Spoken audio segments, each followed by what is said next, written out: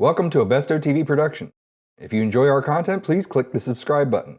To get notifications of new releases, ring that bell. Thank you, and away we go. Greetings. Welcome to Baltimore Comic Con. Bestow Productions presents Creative Continuity at Baltimore Comic Con 2013. Get the latest news directly from your favorite artists, writers, and a few surprises. Tune in for Creative Continuity's coverage of Baltimore Comic Con. We bring the convention to you. So give us a little background. How'd you become Doctor Strange? Doctor Strange has always been one of my favorites since I was a kid. His superpowers are learned.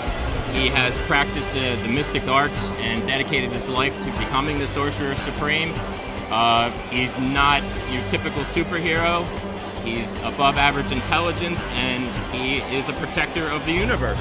And you refer to yourself in the third person most times? Sometimes. We're here at Baltimore Comic Con 2013 talking with Mr. DeMatteis. How did you begin in the words and pictures business? You know, it was just, I've always been creative. I was an artist when I was a kid. I'm a musician and a songwriter, and I always wanted to write. I always loved comics, and basically I just banged my head against the wall until someone read the stuff and kept banging until someone bought something, you know? What was maybe your first big project you did? I guess, you know, I started really at DC in the late 70s, early 80s, and, you know, on all the anthology books, Weird War Tales and House of Mystery and all those. And it was like you kind of moved up in increments. Then I got to do like an 8-page Batman story, you know what I mean? And I started writing the Aquaman strip, which was like 8 pages a month. And then you get your first full-length story, which was like a Brave and the Bold, you know? And then I went to Marvel, and suddenly I was writing 3 books a month for Marvel, you know, Defenders and Captain America and Marvel Team Up and all this stuff. So it was sort of like a step ladder. Now you sort of come in, and either you're going right to like a major book or you're not doing anything. There were really steps in those days, and it was great because you really were able to learn your craft along the way. What attracted you to writing, you know, The Phantom Stranger, basically Judas? I love the supernatural characters. I think the supernatural, mystical characters allow you to write a kind of a story that the straight-ahead superheroes don't. You can get into a lot of more philosophical things and mystical things, which I really love. And so when they called me up and said Phantom Stranger, I didn't have to think about it. I was like, yes, plus I love the character. And I thought Dan did a great job with the backstory and developing this new version of the character. And then I took over the book, and now I'm going to take over Justice League Dark as well. So I'm really looking forward to it. Let's face it, we didn't just wipe the Phantom Stranger out of the DC universe. What that story was really about for me was to show how far the character had come. This guy who really had been following the voice, really just for his own ends. And here he went, and over those course of those 3 issues, he starts to do things that are not about him. He didn't know Dr. Light. He's helping Batman and Superman out in this thing, not because it's going to help him. And in fact, he literally is risking his own existence. So ultimately, it's not about, oh, he got wiped out of existence. That only matters in the sense that he took such a huge risk selflessly, which for me was a huge leap forward for the character. And we will see that continue to move forward through the character's evolution. Is his family ever going to return back, or is it going to be mostly... As of now, in my mind anyway, it's comics, so you never know. In my mind, they are dead, they have moved on, and now he's adrift. As you'll see in the next issue, when he does come back, that was the anchor that he had. He loved those people, and he's completely lost now. And so Is the Spectre a little bit still angry about certain things? Yeah, I want to get the Spectre back in the book and move that relationship forward also. You know, what's coming up now is that we're going to be tying into Forever Evil. So it's going to be 6 or 8 months of like this massive thing going on between Justice League Dark and Phantom Stranger and Pandora and Constantine. All those books are going to hook up. So I'm not sure if we can get the Phantom Stranger in there. I mean, the Spectre in there, but if not, then we'll get him in when that's over, because I want to bring that thread back. It's really hard with these crossovers to do a story, because, you know, they want you to do a tie-in, and the goal is ultimately to do a tie-in that matters, as opposed to it's just another issue that ties into Trinity War somewhere. So I wanted that Phantom Stranger issue to be important, and luckily we had been building over those months, so that story, we used it to kind of pay off what we've been building up. What are you planning for JLD? Because you're taking over from where Ray and where Jeff had they did a brilliant job, I thought. Yeah. And again, this is all tying into Forever Evil, and after Trinity War, Constantine is the only one left. And he's kind of facing the same question that the Phantom Stranger is, well, now what?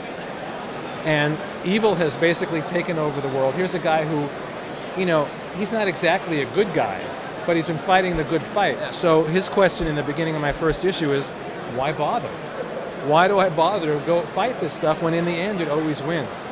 And once he answers that question, then it becomes a question of, if he decides to stay on the side of the angels, where's the team? What do I rebuild? Who am I going to get to help me to find out if the rest of the team is even alive or not? But when we start off, they're all missing.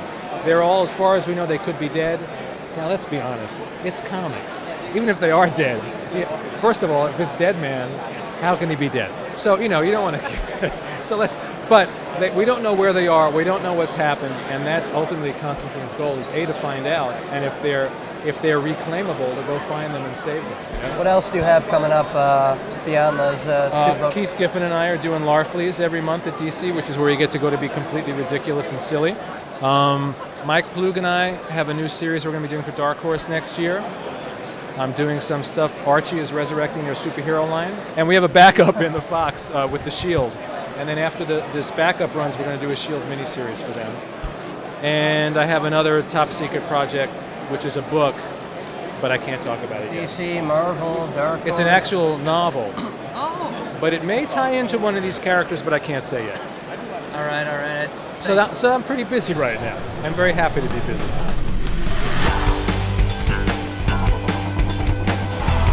Bob McLeod, how did you get started in comics? Well, I did it in a way you can't really do it anymore. I started in the production department at Marvel Comics. I went up to New York to start my career and was getting nowhere, and met Neil Adams, who was at his peak in the business at that time, and he called up Marvel and recommended me for a job in the production department. And after about 4 or 5 months in there, I met all the editors and showed them my samples, and eventually started getting freelance work. I started out mostly doing inking in the beginning, and just did a whole bunch of inking, but at the same time I was working on my penciling. So probably when I did the New Mutants, co-created the New Mutants with Chris Claremont. That's kind of what I'm best known for, and was kind of probably the highlight of my career, I'd say. How has that led to other work in your career? Well, that was one of my first penciling jobs. So from there, I got penciling doing Star Wars for a while, and eventually went over and penciled Superman and some Spider-Man stuff at Marvel. So one job kind of leads to another. Well, which of the New Mutants has maybe been your favorite to work on? I always enjoyed Cannonball the most. I envisioned him as kind of a hillbilly guy and made him tall and lanky and just fun to draw. So, anything in particular working at in your career at DC? At DC, yeah, I loved working on Superman. That's the comic I read the most when I was a kid, so it was a great pleasure and honor to pencil him as a part of my career. Worked on Wonder Woman, that was fun. The Teen Titans. Yeah, I always liked doing Lois Lane. Not sure why, but I just liked all of the characters in the Superman, Jimmy Olsen. I had a good time on Superman doing those different characters. I usually like the secondary and third characters rather than the main character.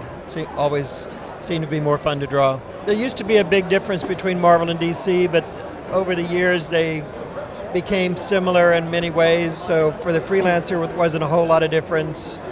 Marvel used to work strictly with plots, and DC would be finished scripts, so that was a big difference, but that's gone back and forth. Like to draw all the different characters, but mainly I just like to draw people. So I don't really care if I'm doing Batman or Superman or Wolverine or the Hulk or whatever. I just like figure drawing. Which has been your maybe favorite project to work on?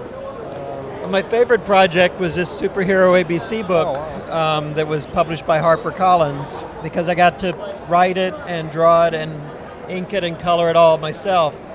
Whereas in comics, you're more of an assembly line most of the time, where you're just doing one piece of the job, either the penciling or the writing or the lettering or the inking or whatever. Yeah, it just makes all the difference in the world, because when you're just doing the inking, say, you just don't have enough control over what the finished product's going to look like. The colorist changes things. If you're the penciler, the inker, and the colorist change things. You get the writer, you know, everybody's always putting their own fingers in it and changing it. So it can be frustrating just doing one thing, one part of the puzzle. So it's much better to do the whole thing yourself if possible. How'd you get into working on superhero ABCs? I always wanted to do a children's book, and my wife actually came up with the idea for a superhero alphabet book. And I said, wow, I can't believe I haven't thought of that and nobody else has thought of that. That's a great idea, so I better do it before somebody beat me to it. So I hurried it up and got it out there. It's a totally different audience. I've met a whole lot of different kinds of people through the book that I never met in comics. You know, the comic superheroes have, for a long time, they just got into comic stores where only a small percent of the public would see them. Whereas when you're in the bookstores, the general public is seeing your work. So it opened my work up to a much broader spectrum of the public. What other stuff do you have coming up, sir? Right now I'm working on an X-Men job for Marvel for the 50th anniversary of the X-Men. 20-page story that I'm penciling and inking, and Chris Claremont's writing. What's it going to take for him to come back? I don't want to say, but it ties into this theme of the fact that these were selfless acts.